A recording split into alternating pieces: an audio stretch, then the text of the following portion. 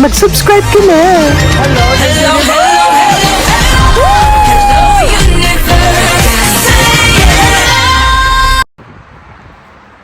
Hello mga buweks! Magandang araw sa inyong lahat. Galaw-galaw para hindi ba pa-imbornal. Hello sa ating mga subscribers dyan. Ganun din sa ating mga new subscribers. Welcome to Parade of Beauty! If you are here today, welcome to the new era of beauty. Beauty is in you, o Jimwa. Kamusta naman kayo mga buweks? Ayan, maraming salamat po sa mga nanood ng live natin kagabi. Ayan, pumalo ng napakataas na views. Thank you so much sa mga nag-like sa inyo. Ayan, no? Kaya dapat pag nakita nyo na ang fest ko mga buweks, alam nyo na ang gagawin nyo. Yarito! Ayan, pasensya na mukha tayong basura ngayon. Kasi nga nagmamadali ako kanina mga buweks after ko sa kabilang work ko. No? Siyempre, alam nyo na, no? Nagnap lang ako and then naligo ako. Ayan, dire-diretso na ako sa work. Muntik pa ako malate mga buweks, kaya nagmamadali talaga ako. Hindi ko na naayos ang aking hair, no? Pero okay lang yan, hindi naman yan mahalaga. Ang mahalaga ang aking bunganga, di ba?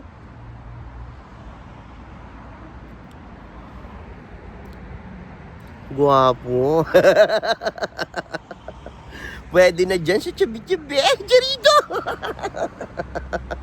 Anyway, mga buweks, hello po sa mga nanonood dyan. Please don't forget to subscribe to my channel. Click your notification bell para mas updated kayo sa ating mga chika everyday night sa mundo ng pageantry. And please, like this video. Thank you sa mga nag-like sa inyo. Sa mga hindi pa nagla-like dyan, ayan ha, galaw-galaw para hindi ba stroke, di ba? Hinihintay na yata ako ni Kuya. Ba't siya nakatayo doon? Anong ginagawa niya dun mga buweks? Umiihi yata siya. I don't know. Kailangan niya ba ng aking bunganga? Churito! Anyway mga buweks, huwag na nga tayo magpachumpik pa. Nakakaloka naman ito. Ayan na siya. Paparating na siya mga buweks. Ayun, nawala ako. Anyway, ayan nga nung naganap na nga ang Miss Cosmo Vietnam 2025. Nakakaloka ito mga buweks, no? Ang ganda ng kanilang entablado. Aminin nyo yan, maganda talaga, no? In fairness naman, kaya lang syempre, ayun nga, no? Para siyang parang ginaya yung MTV.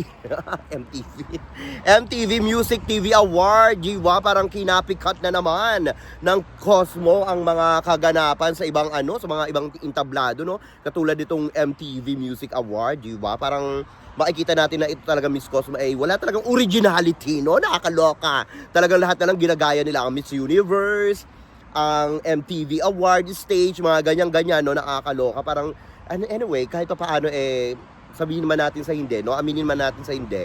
Talaga maganda ang entablado ng Cosmo. Di ba? Aminin nyo yan. Kaya nga lang, ayun nga, binabatikos nga yan ng mga ibang pageant fans, no? Nasabi nila na wala daw originality ito. Kung hindi daw MTV Awards ang kinapikak, no? Ito naman daw Miss Universe ang kinakapi daw ng Miss Cosmo. So napaghahalataan talaga itong Miss Cosmo ay hindi makatotohanan, no? But anyway, ito nga mga buweks, no? Ito nga mga chika ng anong tawag dito, ng mga vichin, no? Ang chika-chika ng mga vichin, mga buweks, sila daw ang may pinakamagandang entablado, ayan, no? Sa international pageant, sa mundo ng pageantry, ayan. Sinasabi nila na since nga na maganda ang pagpo-provide ng production at saka ng stage ni Bawang, no? Dito sa Miss Cosmo, ay nilalamon daw ng Miss Cosmo ang Miss Universe, ang Miss Grand International, ang Supranational, ang Miss International, ang Miss World, at saka daw Miss Earth, no? Ang sabi nila, wala daw silang pakialam sa mga minor pageants kasi daw mga minor pageants ay minor pageants lang, di ba? Grabe din 'tong mga vichin na ito, no? Hindi ba nila alam na ang minor pageants ay nakakadagdag din ang mga crowns nito sa pagiging high caliber ng isang bansa para matawag itong powerhouse country sa mundo ng pageantry, no? Kasi akala nila, porque meron silang Cosmo, porque meron silang ganyang pageant, akala nila sila na talaga yung waging-wagi sa mundo ng pageantry. Akala nila sila na talaga yung may major pageant, no? Kaya ang sinasabi nila, kayang-kaya daw lampasuhin ng bonggang-bongga ng Miss Cosmo Organization or international pageant nila, itong mga pageants na ito, itong mga major and minor pageants na ito. Grabe sila makapagbuhat ng bangko, no? Parang wala pa nga silang isang taon kung tutuusin lang, wala pang isang taon yan mga boys, kasi ang Miss Cosmo International or pageant nangyari yan noong October last year. So ilang buwan pa lang yan, di ba? Hindi pa yan kumbaga wala pa yung isang taon, pero ganyan na sila magyabang. Paano pa kaya kung talagang mas matagal pa yan, di ba? Nakakaloka naman, di ba? Kung kung makapagyabang itong mga ito, akala mo sila na yung talaga naghahari sa mundo ng pageantry. Akala mo talaga major pageant kasi nga ganyan ang touring nila, no? Anyway, good luck sa kanila. Maganda talaga ang production nila, maganda yung entablado. Pero yung pag-uugali ng mga Vichy na magbuhat ng bangko na sabihin nilang major pageant na ito at inilalampaso nito ang mga minor at major pageants, talaga namang too much, di ba? Masyado naman silang may pagkadilulo, di ba? Anyway, ito naman, nakakaloka naman ito mga buweks, no? Siyempre ang ating kandidatang si Chelsea Fernandez, ang ating Miss Cosmo Philippines 2025 ay hindi nga naimbitahan dito sa gathering dito sa Miss Cosmo Vietnam, kasi ang daming napunta diyan. Nandiyan si Brazil, nandiyan yung Colombia, and etc. taga ibang bansa, no? May mga din, may kandidate rin from Africa, ganyan, no? So ngayon, syempre naalarma yung mga Pinoy, bakit wala dun yung ating pambato, no? Well, para sa akin okay lang, no? Okay lang na wala kasi kung nandyan ang ating kandidata, tapos lalaruin lang din naman tayo, sa totoo lang, no? Kumbaga, iha-hype lang tayo, gagamitin lang na naman tayo, katulad ng ginawa kay Atisa Manalo, no? Mas magandang wag na lang, di ba? Kasi baka mamaya, maging maging mabango na naman itong Miss Cosmo, no? Magbukang major pageant na naman ito. Kasi nga si Chelsea Fernandez, ang ating pambato, talaga naman pang malakasan din, di ba? Natural, pag nagpunta yan ng Cosmo, talagang ang iingay ang kanilang organization, no? Mas maganda na yan na hindi nagpunta si diyan, hindi siya inimbitahan, no? Okay lang, masyadong bitter itong Miss Cosmo organization. Akala mo talaga sila na yung masasabi mong no? Akala mo ang yabang, hindi inimbitahan yung Philippines, no? Akala mo kaya nila mag-stand alone. Tignan natin, no? Kita mo nga, walang Philippines dyan, di ba? Walang Philippines dyan ngayon. Naging maingay ba, di ba? Yung Miss Cosmo Vietnam nila, okay, maganda yung kanilang production, maganda yung kanilang entablado. Nandyan na yung reigning queen nila, si Kichut Kanchut. Ano nangyari sa views nila, di ba? Umabot ba ng 1 milyon? Wala, di ba? Si Venezuela nga din, wala dyan, di ba? Hindi nila inimbitahan si Venezuela. Kasi nga nung last year, galit na galit din yung mga Venezuela, no? Lalo na yung mga Latin Americans dito sa sa Miss Cosmo organization. Paano ba naman niligwak nila ang mga magaganda talaga dito sa last year na Miss Cosmo competition, no? Pati si Venezuela, niligwak nila, kaya talagang galit na galit sa kanila mga Latin countries, Pati yung Venezuela, si Venezuela, nung nakita ko yan, ang ganda-ganda ni Venezuela sa personal, mga bweks. Hindi mo rin talaga maitatapon si Venezuela, kaya nga lang ang ginawa nitong si Bawang, no? At saka yan si Doraemon, no? Nakakaloka. Pinaimburnal talaga nila si Venezuela, di ba? Nakakaloka. Kaya ngayon, siguro sobrang galit lang ng mga Venezuelan, kaya hindi na rin in-invite itong Venezuela, no? Para dumalo dito sa sa Miss Cosmo, di ba? Nako, ngayon napapaisip na ako, di ba? Ang dami nilang in-invite diyan ng mga ng mga queens, no? Na Miss Cosmo 2025 candidates, di ba? Ngayon iniisip ko ano kaya yan? Sagot kaya yan ng Miss Cosmo organization or sagot ng mga organization sa bawat bansa, no? Or kung sinagot man yan ng Miss Cosmo, ano kayang mga inupuan nitong mga ito? Ano kaya yan? Business class kaya yan? Or whatsoever? And lalayo ng mga countries na ito, di ba? Kung si Ketot nga, hindi nagbe-business class, di ba? Ang sabi daw, may mga pa-luxury travel, pero wala naman tayo nakita na luxury travel ni Ketot, di ba? Baka mamaya, pina-economy lang itong mga ito, di ba? Kasi nga, kachipan naman itong Miss Cosmo na ito, di ba? Baka mamaya, dun lang sila sa sa hindi sa business class, di ba? Nakakahiya naman. Kung gano'n, iimbitahan mo yung mga ibang bansa, hindi naman pala magbi-business class, di ba? Nakakaloka lang, parang nagsayang lang sila ng panahon, tapos pupunta sila dyan sa Miss Cosmo to support the organization, tapos ending mapapaimburnal lang din pala sila, di ba? So sayang ang effort, di ba? Pero kahit papaano, nakapunta sila ng Vietnam, and twice a year silang makakapunta ng Vietnam, kasi nga, syempre, yung kaganapan ngayon, and then yung sa paglaban nila sa December, di ba?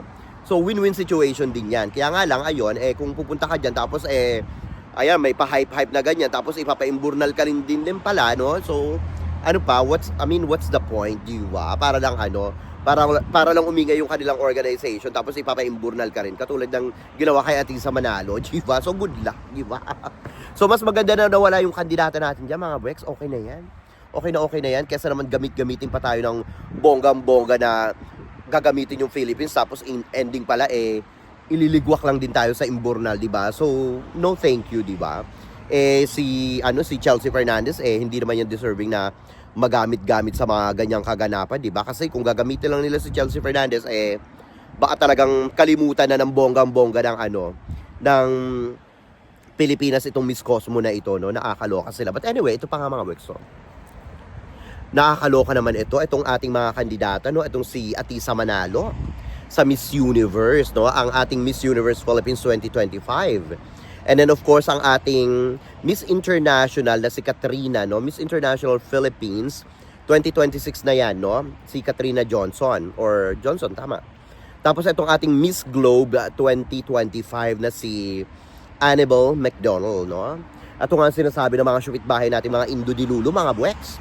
Ayan, no? Ang sinasabi nila na ang ating daw mga reyna, no? Mga bigating reyna, kasi nga, syempre, kinikilabutan na sila, no? Kumbaga, nanginginig na sila kasi pang pang malakasan talaga yung mga kandidata natin, mga Buweks, alam nyo yan. Diba? Ito mga dekalibreng kandidatang ito, di ba? So, alam nyo na, parang nanginginig na talaga sila, no? Ang sinasabi nila, mga Buweks, mga peke daw ang ganda ng ating mga reyna. Ayan ang sinasabi ng mga Indo, mga Buweks. Mga peke daw ang mga reyna natin kasi daw hindi daw ito totoong magaganda. Nakita daw nila to sa in motion, nakita daw nila itong lumakad-lakad, yung mga galawan daw nito mga ito, hindi daw ito totoong maganda, mga Buweks. Nakakaloka ito mga mga Indo na ito, mga Buweks. Mas totoo pa daw yung ganda ng kanilang kandidata. So sabi nila nadadaan lang daw sa AI. Sa AI ang ating mga kandidata, itong si Atisa Manalo, itong si Katrina Johnson, at saka itong si Annabelle McDonald. Dahil daw sa totoo lang, ang mga gandaw daw nito ay mga peke. Nadadala daw ito sa mga editing, sa mga filters, at saka sa mga AI. At sinasabihan pa nga nila sa Atisa Manalo daw ay hindi daw ganyang kapayat. Talaga daw majubis na daw itong si Atisa Manalo. Nakakaloka ito mga Indodilulo na ito, no? Sabi nila, pasalamat lang daw si Atisa Manalo dahil daw itong si Ketchut Kanchut ay reigning queen pa ng Miss Cosmo, no? Kasi daw kung nagkataon, talaga daw haharapin daw ni Ketchut Kanchut itong si Atisa Manalo at ilalampaso daw ito ni Ketchut Kanchut sa pangalawang pagkakataon. Nakakaloka naman ito mga ito. At sabi nila, ito daw si Ketchut Kanchut na talaga daw pang major pageants daw ang beauty, no? Ang sinasabi nila na ito daw ating kandidata sa Miss International na si Katrina Johnson at saka daw si Annabelle McDonald, pasalamat din daw sila. Kasi daw, kung sakali man kasali daw si Ketchut Kanchut dito sa or si Harashta pala, ayan, nabanggit din si Harashta. Kung kasali daw itong si Ketchut Kanchut at saka si Harashta sa Miss International daw or sa Miss Globe, ay kayang-kaya daw ilang paso ng kanilang mga reyna, ang ating mga reyna. Nakakaloka talaga itong mga Indo na ito. Kasi daw ang mga reyna nila ay wala daw filter. Ay, nakakaloka naman, diba? Hindi daw gumagamit ng mga filter ang kanilang reyna. Talaga daw natural ang ganda ng kanilang mga reyna. At hindi daw ito umaasa sa mga filter, sa mga rimini-rimining ganyan, mga peke daw ang mga pagbumuka ng ating mga reyna, mga Buweks. Hindi daw totoong magaganda ito mga ito, nadadaan lang daw ito sa filter. Nakakaloka talaga itong mga Indodilulo na ito, no? Lahat na lang sinasabi nila sa ating mga kandidata, akala naman nila talaga magaganda sila, di ba? Ayun nga, okay, sabihin natin may ganda sila, okay, given na yan, may ganda siguro sila, no? Pero ang tanong, may utak ba sila, di ba? Baka yung mga utak nila nasa puwit nila. Nakakaloka itong mga Indodilulo na ito. Akala nila talaga porque nanalo lang sila last year sa Miss Cosmo, porque nanalo lang sila last year sa sa supranational. Akala mo talaga ang gagaling na nila, di ba? Akala mo talaga major pageants na yun na napanalunan nila, di ba? Di ba nung nanalo nga itong si kitchut-kanchut sa Miss Cosmo, hindi naman naging maingay yung organization, di ba?